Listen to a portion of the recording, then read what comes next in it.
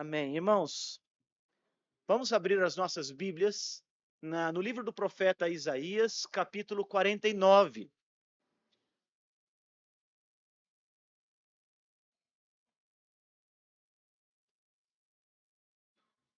Atente para a leitura que eu farei de parte do texto.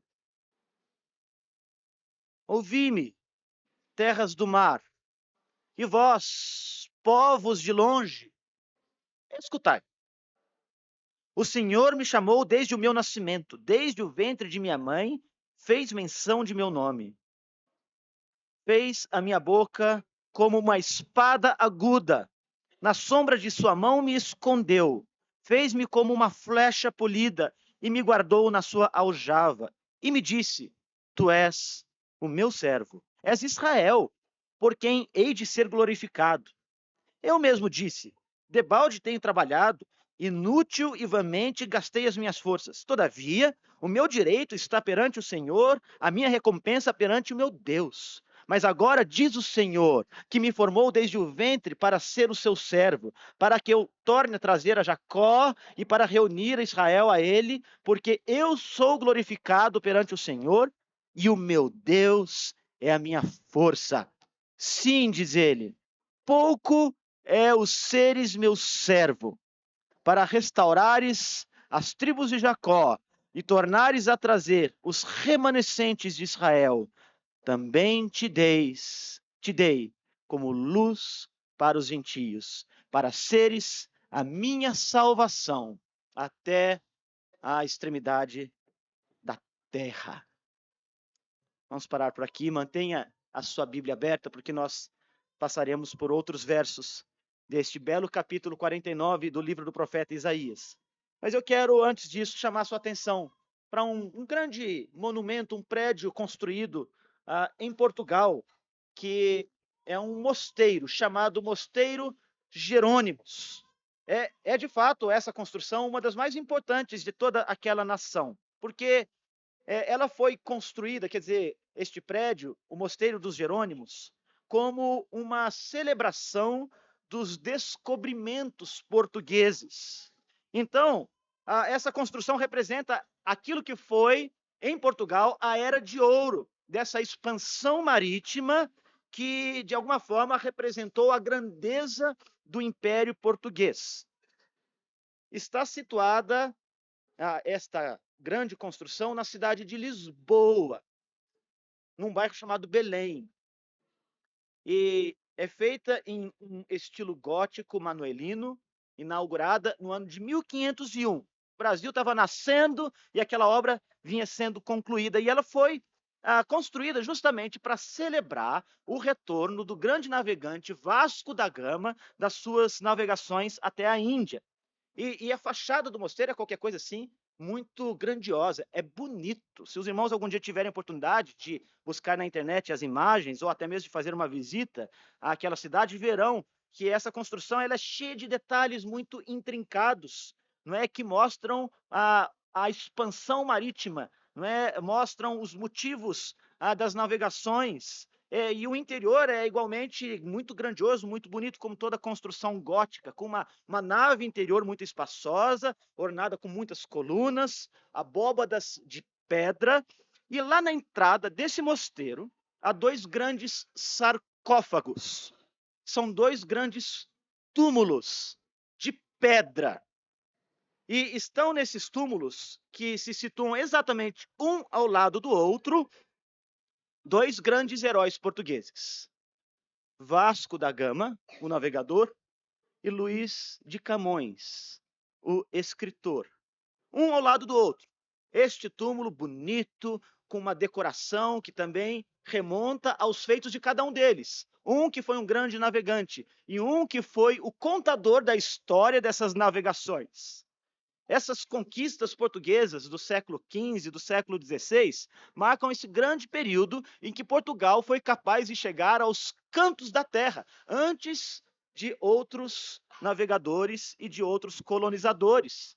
Portugal se destacou como uma potência marítima e foi capaz de dobrar o Cabo da Boa Esperança. E Bartolomeu Dias foi quem fez isso, 1488. Pedro Álvares Cabral chega aqui no Brasil no ano de 1500. Vasco da Gama chega na Índia em 1498. E é uma história fantástica. E ela precisava ser contada.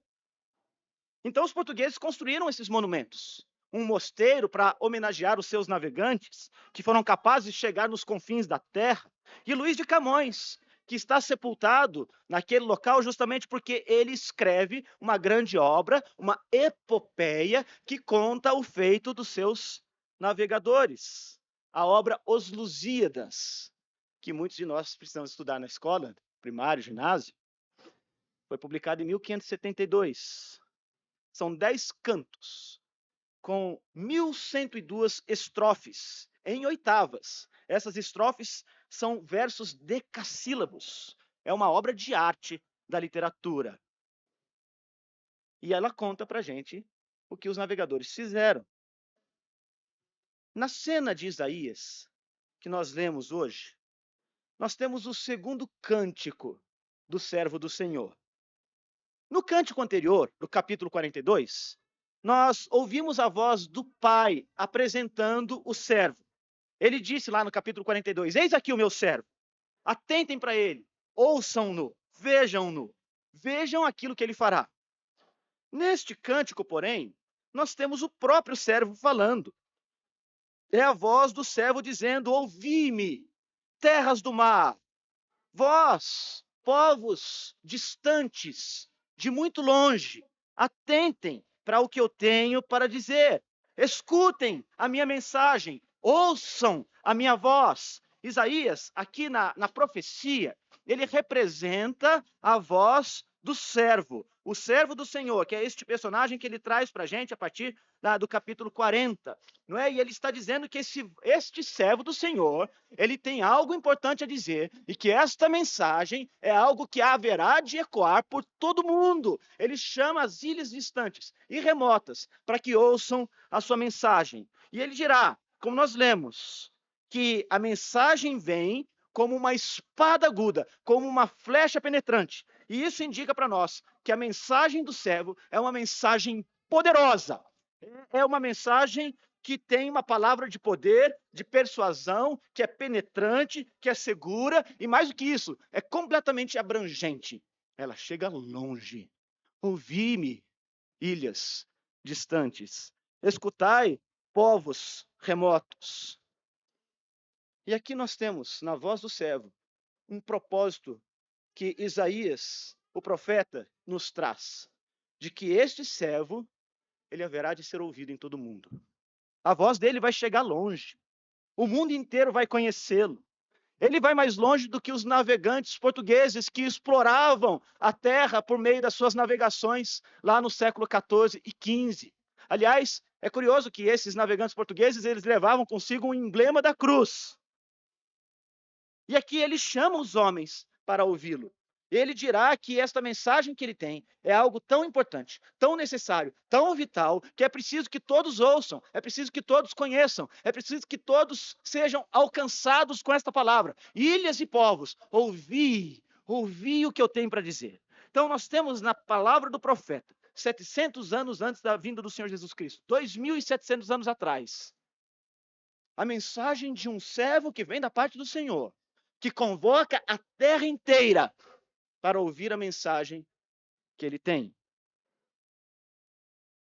Ele chama os homens a ouvi-lo. E diz que esta palavra que ele tem é poderosa, como uma espada. Ela é poderosa como uma flecha. E ela, mais do que isto, ela é abençoada pelo próprio Deus, pelo próprio Criador. E é uma palavra que vai alcançar os confins da terra. Esta é a reivindicação que o servo faz neste capítulo 49.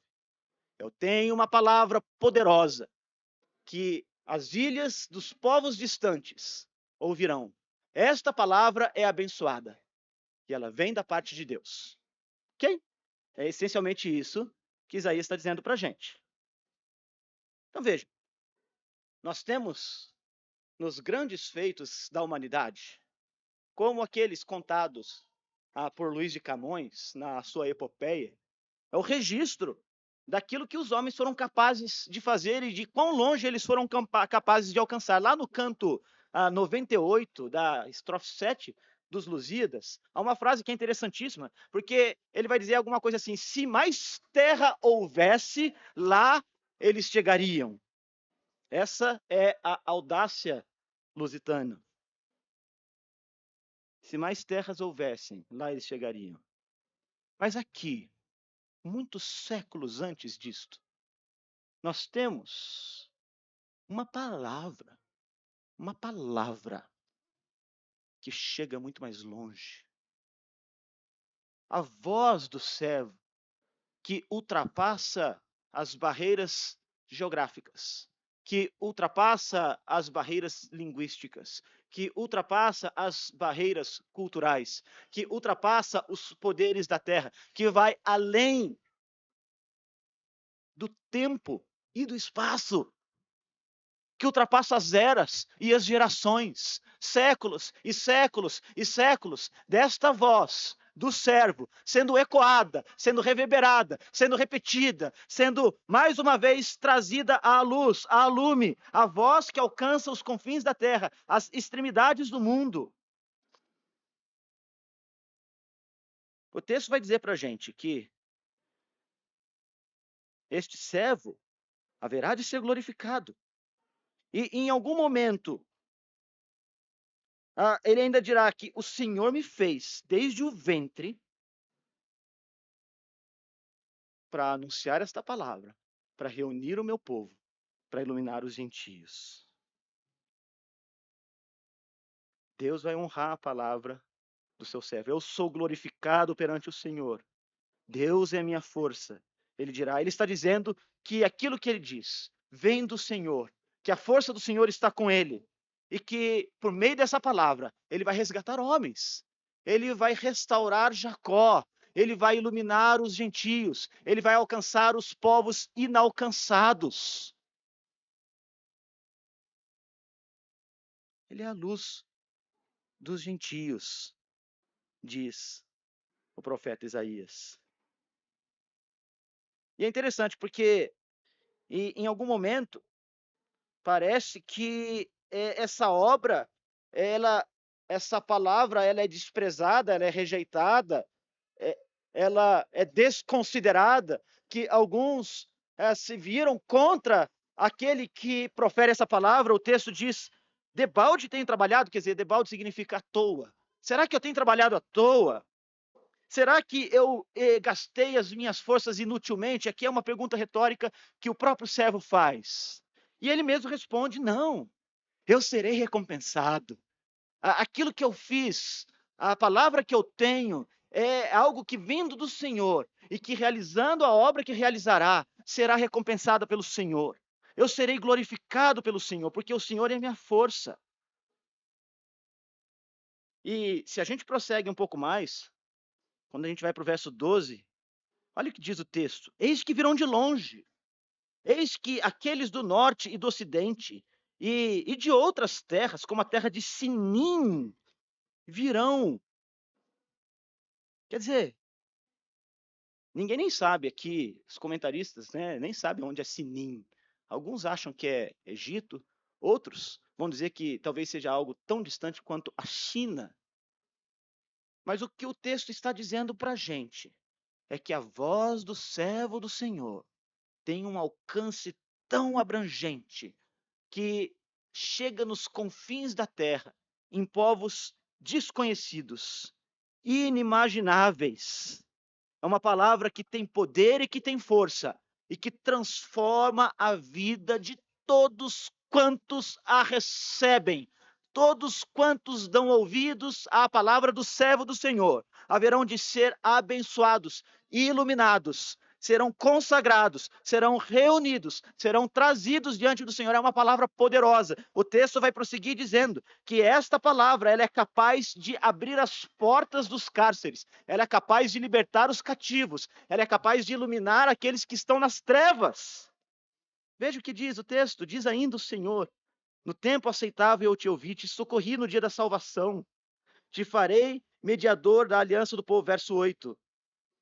Verso 9: para dizeres aos presos, saí, e aos que estão em trevas, aparecei. E o resultado é que eles pastarão pelos caminhos, e em todos os altos desnudos terão o seu pasto. Não vão ter fome nem sede, porque aquele que deles se compadece os guiará. Ele os conduzirá aos mananciais das águas. Que reivindicações este servo faz? Quem é este servo? Quem é este servo? Nós vimos que as profecias, elas podem fazer referência a eventos próximos, mas ao mesmo tempo em que faz referência a eventos próximos, também faz referências a eventos distantes. Às vezes há uma amálgama, não é? Uma combinação, numa mesma palavra profética, de mensagens que Deus quer transmitir. Nós estamos aqui num momento em que esta mensagem de Isaías, ela ecoa de forma muito poderosa, muito forte, principalmente aqueles que estavam no cativeiro. Né? Embora ele tenha escrito essa palavra antes do cativeiro, ela é direcionada especialmente para o povo de Israel que estava preso, que estava longe, no exílio, no cativo, na Babilônia. Muitos deles desamparados, muitos deles atemorizados, muitos deles já desesperançados e entendendo que Deus já não estava mais com eles. Então ele manda esta palavra. E ao longo dos capítulos, a partir do capítulo 40, nós vemos que Deus haveria de mandar um servo, haveria de mandar um libertador. Será que Deus aqui está falando de Ciro? Será que Deus aqui está falando daquele que vai libertar temporariamente o povo do exílio? Não. Este servo é diferente. No verso 3, a gente talvez tenha uma dica que ele está falando de Israel. Porque o texto diz: Tu és meu servo, és Israel. Mas presta atenção. Ao mesmo tempo em que ele diz que o servo é Israel, ele dirá, logo em seguida, no verso 5, que ele vem, quer dizer, o servo foi formado no ventre para tornar a trazer Jacó, para tornar a trazer Israel. Então, será que o texto fala de Israel enquanto nação? Se fosse Israel enquanto nação, ficaria alguma coisa mais ou menos estranha que Israel resgata Israel. Não.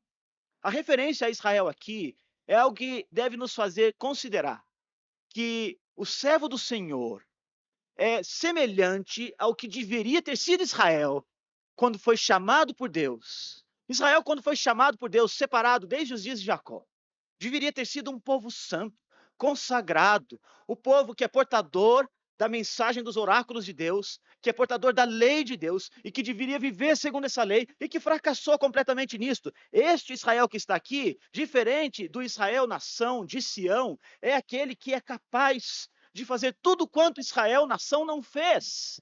Este é o verdadeiro Israel, o cumpridor da lei de Deus, o portador da mensagem de Deus, aquele que é tão santo quanto o Senhor é santo, porque o Senhor chama o seu povo para ser santo.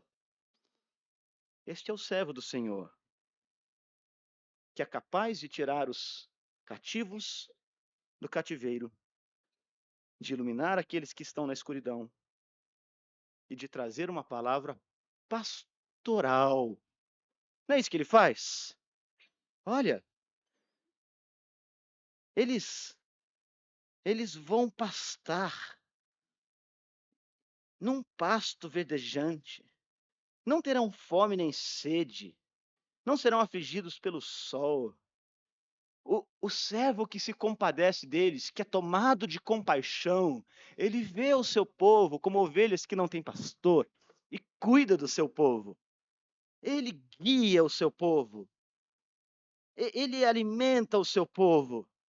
E as pessoas virão de longe e de muito longe para debaixo do cuidado desse pastor. Fome e sede são sensações que nós temos e conhecemos muito bem, não é, que são capazes de drenar toda a nossa vitalidade. Se não bebemos água por algumas horas, nós desidratamos, sentimos dores de cabeça, sentimos cansaço, fadiga.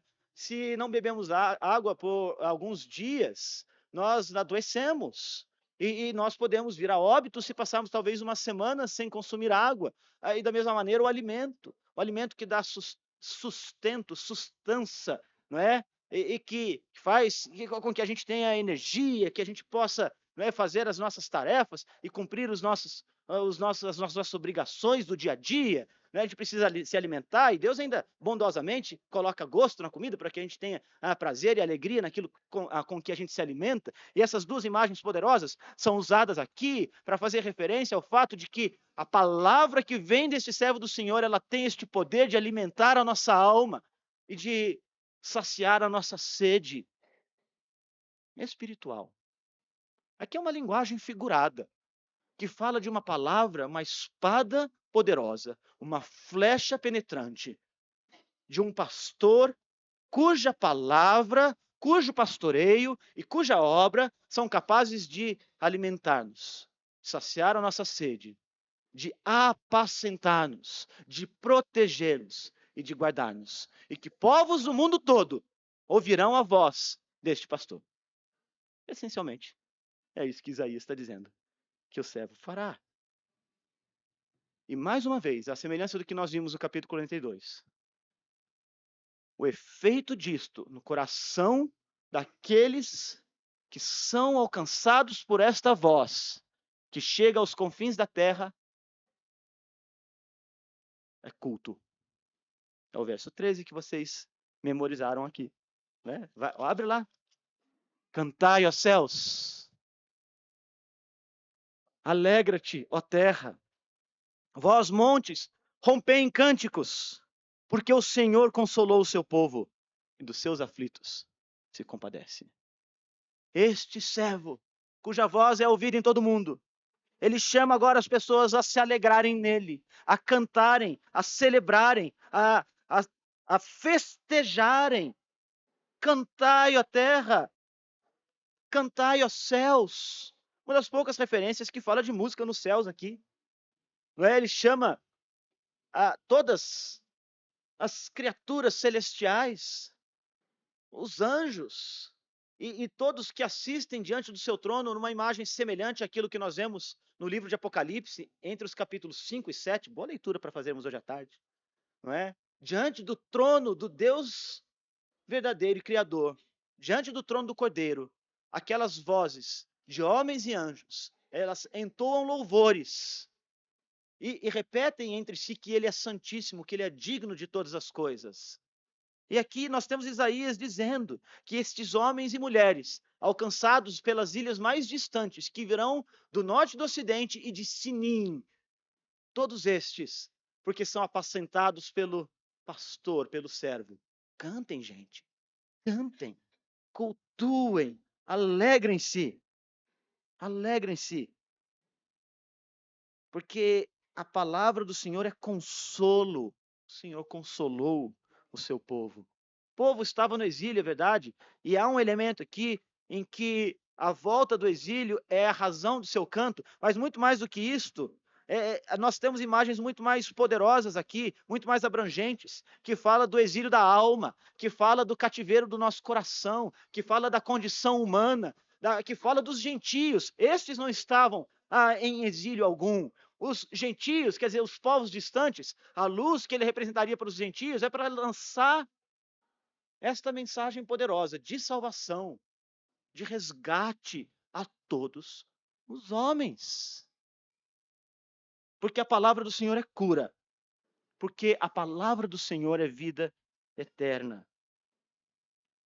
E Deus quer, por meio desta profecia, que todos nós atentemos para a palavra do seu servo. Ele quer que nós voltemos o nosso olhar para a obra do seu servo.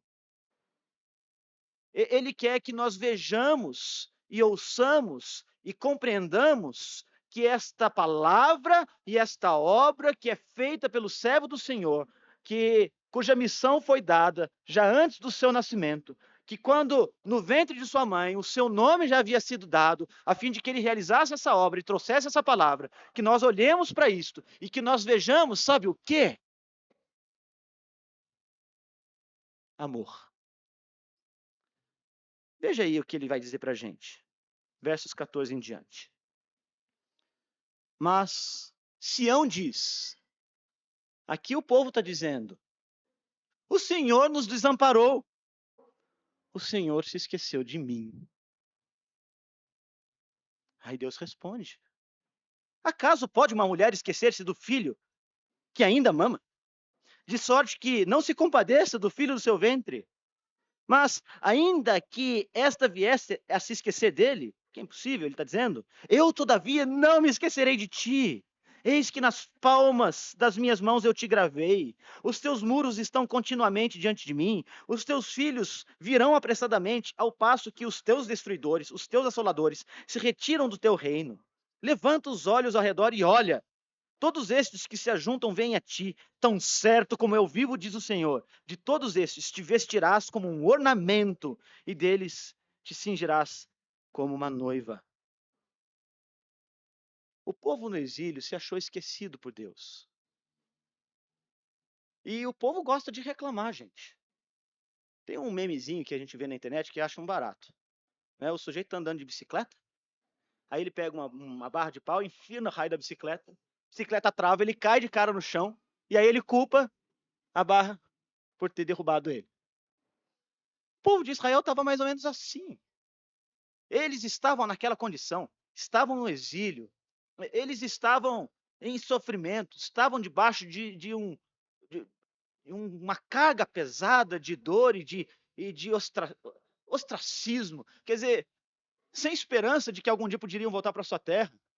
E começam a olhar para Deus e falam assim: Deus, o Senhor se esqueceu de nós. O Senhor não se lembra de nós. Deixa eu fazer uma pergunta: você já se sentiu esquecido por Deus? Quando alguma coisa ruim estava acontecendo com você? Uma dificuldade que você estava passando, uma luta que você estava enfrentando, um problema que você estava lidando? Ah, Deus não se importa comigo, Ele não está vendo o que está acontecendo comigo. E você já se deu conta que, às vezes, quando você faz esse tipo de acusação a Deus, por vezes, a condição difícil que você está foi você mesmo que se colocou lá? Foi alguma coisa que você fez, alguma coisa que você disse, uma trajetória, uma sucessão de ações, não é? De coisas tolas, de pensamentos tolos, de atos tolos, não é? E você foi tomando aquelas decisões e fazendo aquelas coisas todas, e de repente você se vê numa situação horrorosa e começa a dizer: Deus não se importa comigo. Porque é exatamente isso que Sião faz. Eles estavam mesmo numa situação horrorosa. E eles estão dizendo: Deus não se importa comigo.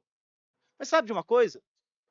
Deus, na bondade dele, não se deixa abalar, porque nada pode abalar a Deus de qualquer maneira, com as nossas coisinhas, comezinhas e mesquinhas, as nossas reclamaçõezinhas, as nossas queixazinhas, sabe, o nosso queixume, as nossas murmurações.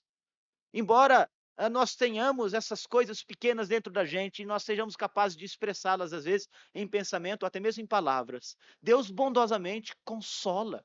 Ele vem e diz: gente, calma, vocês fizeram por merecer estar onde estão, mas eu sou compassivo com vocês, eu tenho misericórdia de vocês são meu povo, vocês são meus filhos.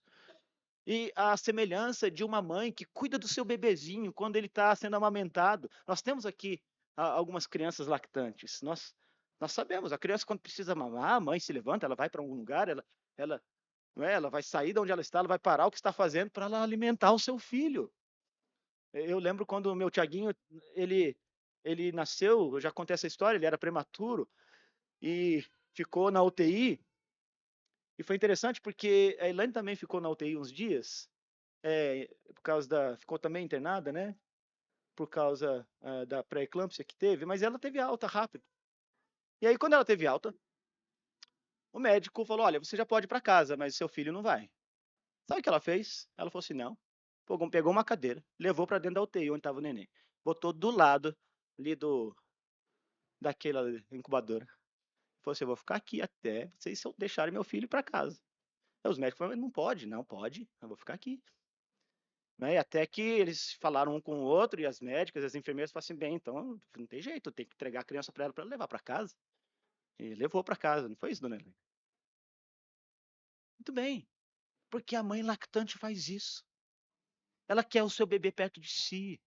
Ela quer protegê-lo, quer alimentá-lo, quer nutri-lo, quer cuidar dele. E então Deus usa essa imagem poderosa, essa relação tão forte de um vínculo tão inquebrável que é de uma mãe com o seu bebê, para representar o tipo de cuidado que ele tem com esse povo chato, que murmura e que reclama, e que acha que Deus nem se importa com eles. Fala assim, gente, se uma mãe que nunca se esquece do seu filho jamais faria isso, e mesmo que ela fizesse, eu não faria, eu não farei, eu estarei com vocês. Então nós temos aqui a razão do nosso canto, a voz que alcança todas as terras, que ilumina os homens. Ela mostra um amor que não pode ser quebrado. Uma aliança, um pacto que Deus fez, e aqui mais uma vez ele vai dizer que o servo é o mediador dessa aliança, que não pode ser desfeita, porque é algo que Deus comprometeu consigo mesmo, em si mesmo, que prometeu para si mesmo de que ele formaria um povo. E aqui o profeta então anuncia com essas imagens poderosas de uma mãe lá que alimenta o seu filho, de uma inscrição que Deus faz na sua própria mão. Literalmente, o texto está dizendo aqui, e isso era comum naqueles tempos da antiguidade, que marcas fossem feitas no corpo para identificar a, o pertencimento ou algum tipo de compromisso que era feito. Algo semelhante ao que seria talvez até mesmo uma tatuagem, uma inscrição que não pode ser removida na palma da mão. Então agora ele vai usar uma segunda imagem para dizer: olha, eu escrevi o nome de vocês, povo meu, na palma da minha mão. Quem é que vai abrir a palma da mão de Deus para remover aqueles nomes que ele mesmo escreveu ali? E com isso ele vai oferecendo essa palavra de consolo para aqueles que se sentem desamparados, para aqueles que se acham esquecidos por Deus. Deus não se esquece do seu povo. Deus não apaga a sua aliança. Deus não apaga a sua história. Deus não muda aquilo que ele já determinou em si mesmo. Nós podemos confiar no poder e na palavra de Deus. Os teus muros estão sempre perante mim. O muro é o lugar que protege a cidade. E aqui Deus está dizendo: eu estou aqui vigiando esses muros. Vocês vão voltar para dentro deles. E eu estarei cercando vocês, protegendo vocês. Há uma quarta imagem que ele usa aqui para evidenciar este grande amor. Tão certo como eu vivo. E aqui então Deus coloca a sua própria vida, algo que não pode ser tirado dele, porque ele tem vida em si mesmo. Tão certo como eu vivo, eu vou vestir vocês com ornamentos. Você percebe essas imagens poderosas que Deus está usando aqui? Para mostrar que ele tem um amor pactual para com o seu povo. Então, o resumo do ensino de Isaías 49 é este. O servo do Senhor tem uma voz que chega muito longe, que evidencia que conta a história desta redenção, desta obra que ele mesmo realizou, que ele vai reunir um povo, dentre o povo de Jacó e de todos os gentios, e que eles virão de longe, e que eles serão apacentados, e por isso cantarão de alegria, porque Deus os ama. E este amor é evidente nas palavras do próprio Deus. Ele não pode ser mudado, ele não pode ser rasgado, ele não pode ser terminado. Ele vai levantar uma bandeira, assim ele conclui.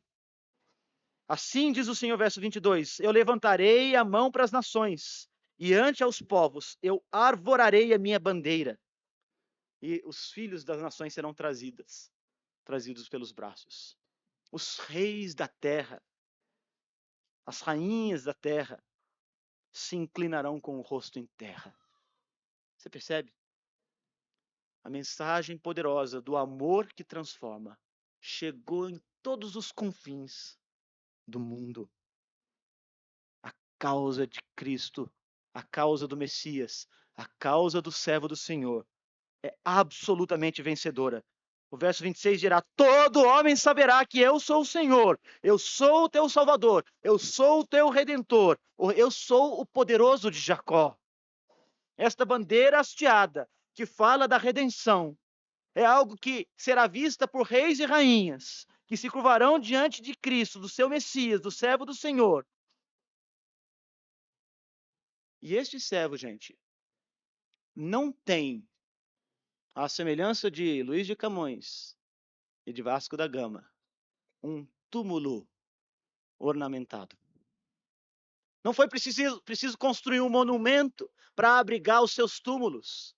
A história dele continua sendo contada, mas ele vive. Ele ressurgiu de entre os mortos. Ele subiu aos céus, assentou-se em um trono de glória. E de lá deste trono ele governa sobre o seu povo. E a mensagem deste servo, a mensagem do Messias, continua reverberando por todo o mundo. A epopeia do servo do Senhor se chama Evangelho. Evangelho. E é mais linda do que os Lusíadas, do que a Ilíada, do que o Paraíso Perdido, do que a Divina Comédia, do que as grandes obras literárias que encantam os olhos dos homens. É a mensagem, o poema de Deus, a epopeia do Salvador, a epopeia do servo do Senhor. Se chama Evangelho. E este Evangelho permanece até hoje. Ele ainda chama os homens e as mulheres das ilhas mais distantes, de todo canto da terra. A voz do servo do Senhor ainda se faz ouvir por todo mundo. Ela não pode ser abafada, ela não pode ser silenciada, ela não pode ser emudecida, ela não pode ser cancelada, ela não será ostracizada pelo ódio e pela fúria dos homens. E há muitos que já manifestam seu ódio e sua fúria contra a palavra do Senhor. Não, ela continua ecoando como uma espada e como uma flecha poderosa, transformando vidas, de modo que esta promessa que aqui está sendo cumprida diante dos nossos olhos. Todo homem saberá que Deus é o Senhor, é o Salvador e é o Redentor. Essa é a palavra de consolo que Isaías tem para todos nós hoje. E eu queria concluir com algumas aplicações finais. Irmãos, nós,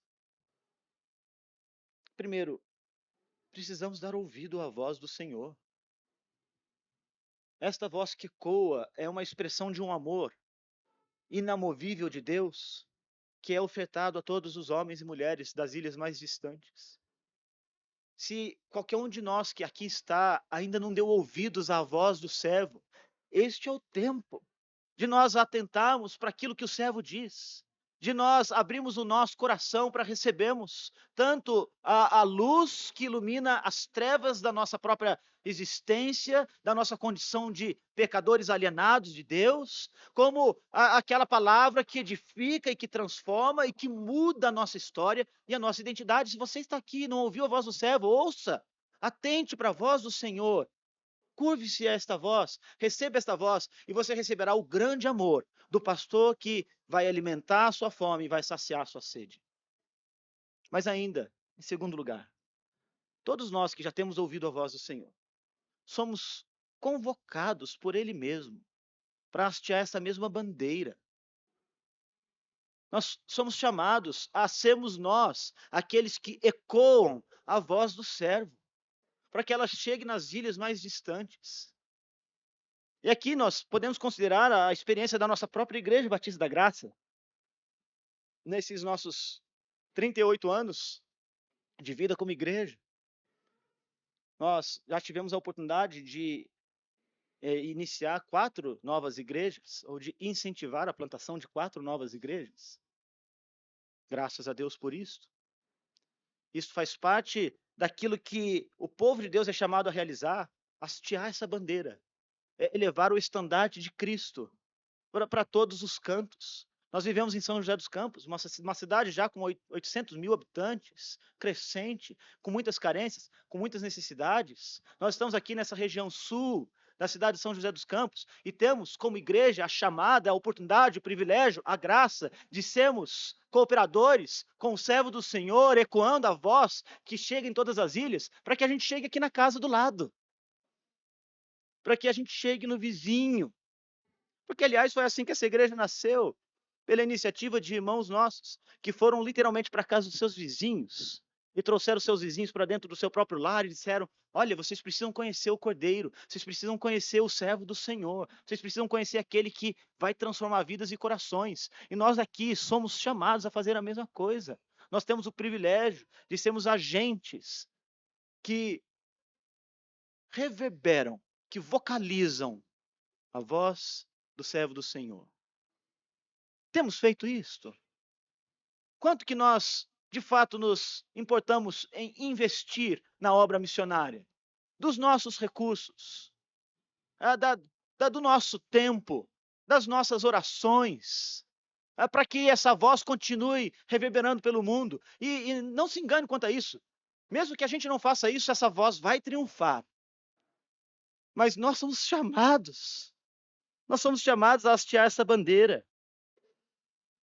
Nós somos chamados a falar desta mensagem que fará com que reis e rainhas dobrem os seus joelhos e comam o pó da terra. Reis e rainhas e as tuas amas diante de ti se inclinarão com o rosto em terra e lamberão o pó dos teus pés.